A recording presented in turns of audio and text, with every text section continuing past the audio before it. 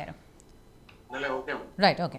So TSPSC ప్రక్షాళన దిశగా చర్యలు తీసుకుంటున్నారు కాబట్టి ఎప్పుడు చేస్తారు అంటే త్వరితంగా చేస్తేనే ఇప్పటికే, ఎందుకంటే విద్యార్థులు నిరుద్యోగులు 10 ఏళ్ళు వాళ్ళ జీవితంలో నష్టపోయారు కాబట్టి ఇకనైనా త్వరగా అయిపోతే వాళ్ళ భవిష్యత్తుకు ఒక భరోసా ఉంటుంది. ఇన్ని రోజులు ఏదైతే అన్యాయం జరిగిందో తమ జీవితాలకు న్యాయం జరుగుతుందని కోరుకుంటున్నారు.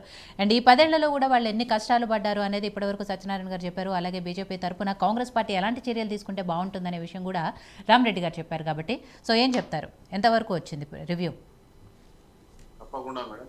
ఏ ఆకాంక్షతోనైతే విద్యార్థులు ఉద్యమం చేసి తెచ్చుకున్న తెలంగాణలో ఆత్మహత్యల పర్వం నడిచింది తప్ప ఎక్కడ కూడా ఉద్యోగాల గురించి ప్రభుత్వం ఎక్కడ స్పందించలేదు, ఎక్కడ నోటిఫికేషన్ లేదు. వాళ్ళు ఇచ్చిన నోటిఫికేషన్ మొత్తం 42,000 పోస్టులకు నోటిఫికేషన్లు ఇస్తే దాంట్లో కేవలం కరెంటు, అదేవిధంగా పోలీస్ వ్యవస్థలో 32,000 మందిని ఫుల్ఫిల్ చేసినటువంటి చరిత్ర మాత్రమే వాళ్ళకి.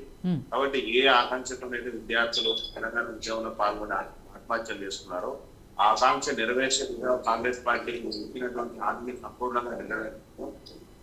ఇవాళ పెద్దలు రామరెడ్డి గారు చెప్పినా, లేకుంటే నిరుద్యోగులు చెప్పినా, అందరి పెద్దల సమక్షంలో సలహా సూచనల మేరకు ఏదైతే మనం ఈ రోజుకి వారమే ముఖ్యమంత్రి గారు ప్రమాణ స్వీకారం చేసి వారం రోజులు అయింది కాబట్టి ఒకటి తర్వాత ఒకటి 100% తెలంగాణ విద్యార్థులు తల్లిదండ్రులు పెట్టుకున్న నమ్మకాన్ని కాంగ్రెస్ పార్టీ సంపూర్ణంగా నెరవేర్చే దిశగా పనిచేస్తుంది.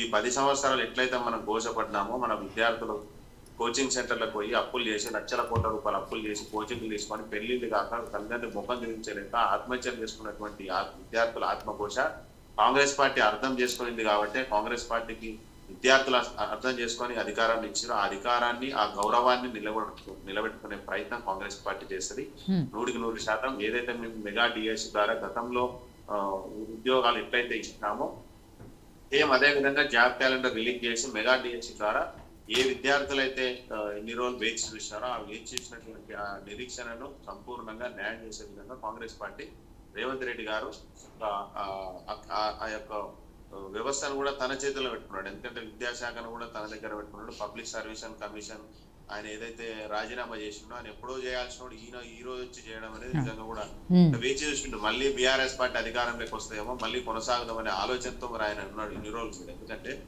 ఇన్ని లీకేజ్ చేసి ఇంతమంది విద్యార్థులు రోడ్డున పడిన తర్వాత ఇవాళ నీకు రాజీనామా ఎందుకు చేయాల్సి వచ్చిందంటే కాంగ్రెస్ పార్టీ అధికారంలోకి వచ్చింది, దాన్ని ప్రక్షాళన చేస్తాం. జనార్దన్ రెడ్డి మీద పబ్లిక్ సర్వీస్ కమిషన్ ఆయన చేతిలో ఉండి నిర్వీర్యం అయిపోయింది. పబ్లిక్ సర్వీస్ కమిషన్ అంటే నమ్మకం లేకుండా అయిపోయింది.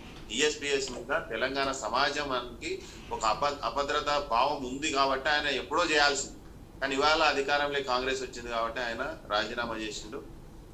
ఏదేమైనా గతంలో జరిగినటువంటి అవినీతి మీద తనకు కూడా భాగస్వామ్యం ఉంటుంది కాబట్టి తనే ఒక చైర్మన్ గా వివరించినటువంటి ఆ టీఎస్పీఎస్ లో జరిగినటువంటి అవినీతిలో తాను గుర్తించినా గుర్తించకపోయినా తను చైర్మన్ ఉన్నాడు కాబట్టి సంపూర్ణమైనటువంటి బాధ్యతలు తన మీద ఉంటాయి. కాబట్టి ఈ రేపు టీఎస్పీఎస్ కి ఎవరి కొత్త చైర్మన్ నియమిస్తారా, తర్వాత ఎట్లా job notification, job calendar release చేయాలనేది ప్రభుత్వం ఎప్పటికప్పుడు క్యాబినెట్ లో చర్చించడం జరుగుతుంది. మరి ఇవాళనే స్టార్ట్ అయింది కాబట్టి నాకు తెలిసి 1 month 2 months 3 months ఈ లోపలనే నోటిఫికేషన్ వచ్చే అవకాశాలు ఉంటాయి. కాంగ్రెస్ పార్టీని నమ్మినటువంటి విద్యార్థులు కానీ రామిరెడ్డి అటువంటి పెద్దలు సలహాలు అన్ని తీసుకొని ఈ రాష్ట్రంలో ఉద్యోగాలు ఇచ్చే దిశగా కాంగ్రెస్ పార్టీ పనిచేస్తుంది. చారి గారు, ఇప్పటివరకు అంటే సత్యనారాయణ గారు చెప్పినా, రామరెడ్డి గారు చెప్పినా కూడా ఏదైతే అంటే రివ్యూలతో కాలయాపన చేయకుండా, ఎందుకంటే ఇందాకే నేను అన్నాను ఇప్పటికే చాలా నష్టపోయారు కాబట్టి రివ్యూల పేరుతో కాలయాపన చేయకుండా తొందరగా చేస్తే మంచిది అనేది. సరే, జనార్దన్ రెడ్డి గారి రాజీనామా ఆమోదించకపోవటం, అలాగే ఇవాళ బోర్డు మెంబర్స్ కూడా రిజైన్ చేస్తారు అని చెప్పేసి వార్తలు వస్తున్న పరిస్థితులు, ఇవన్నీ కూడా తొందరగా అంటే ఇందాక రామరెడ్డి గారు కూడా ఒక మాట అన్నారు, యాక్చువల్లీ రద్దు చేసే అధికారం కూడా పార్టీకి ఉంటుంది కాబట్టి, ప్రభుత్వానికి ఉంటుంది కాబట్టి కమిషన్ కాబట్టి అది ప్రభుత్వం రద్దు చేసే అవకాశాలు ఉండదు. గవర్నర్ ఎవరైతే ఉన్నారో వాళ్ళు చేసే అవకాశాలు ఉంటుంది. కాబట్టి 100% పబ్లిక్ సర్వీస్ కమిషన్ అనేది రాజ్యాంగ కాన్స్టిట్యూషనల్ బాడీ కాబట్టి అది వాళ్ళే చేసే అవకాశం ఉంటుంది. కాబట్టి ఏదేమైనా రివ్యూ అనేది కూడా అసలు ఏం జరిగింది, దాన్ని ఎట్లా చేయాలనే రివ్యూ అనేది జరగాలి. ఎందుకంటే గతంలో దాదాపు 15 పేపర్ లీకేజ్ చేసి 100 మందిని పొట్టన పెట్టుకున్నటువంటి కమిషన్ లక్షల కోట్ల రూపాయలు స్కామ్లు చేసి మరి జాబులు సంపాదించినటువంటి వ్యక్తుల గురించి ఏదైనా సరే గతంలో జరిగినటువంటి అవినీతిని ముందర పెట్టుకొని దాన్ని ఎట్లయితే కట్టుదిట్టమైనటువంటి ఏర్పాట్లు చేయాలి. ప్రజలు, విద్యార్థులు ఏదైతే మన మీద నమ్మకం పెట్టుకున్నా నమ్మకాన్ని మనం ఉమ్ము చేయకుండా వాళ్ళకి న్యాయం చేయాలంటే ఫస్ట్ దాని మీద ఒక చర్చ జరగాలి. మనకి నిన్ననే కాబట్టి జరుగుతుంది కంపల్సరీ 100% తెలంగాణ ప్రజలు ఏ నమ్మకంతో అయితే కాంగ్రెస్ పార్టీ అధికారం ఇచ్చినా అది 100% నిలబెట్టుకుంటాం. అది త్వరగానే అయిపోయే అవకాశాలు చాలా ఎక్కువ. రైట్.